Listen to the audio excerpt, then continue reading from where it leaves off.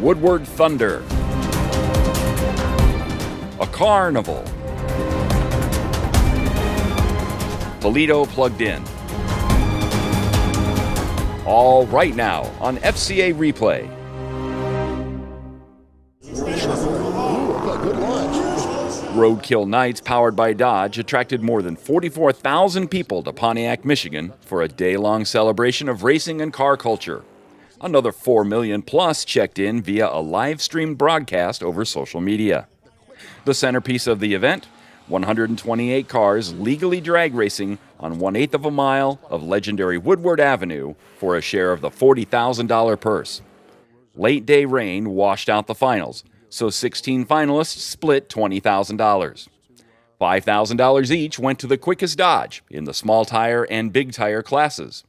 $10,000 was won by pro wrestler Bill Goldberg in Celebrity Showdown races, who donated it to a hero charity, which supports military veterans. A true highlight. Demonstration runs by Mopar Dodge NHRA stars Leah Pritchett and Matt Hagan in their 10,000 horsepower plus race cars. The drag racing was just one part of the fun at Roadkill Nights powered by Dodge. More than 250 cars of all makes and years created a large show field for fans to check out. Thousands waited for a high G-force ride in a Dodge Challenger SRT Hellcat or Dodge Charger SRT Hellcat around the drift pad and the road course. No one walked away disappointed.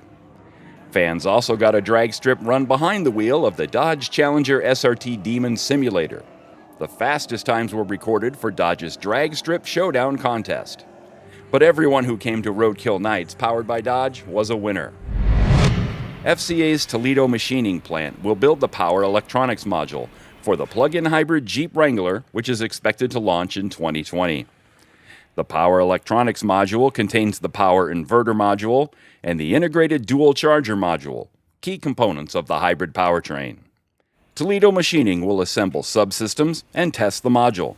Then it ships it to the Toledo Assembly Complex for installation in the Jeep Wrangler. Those are this week's top stories on FCA Replay.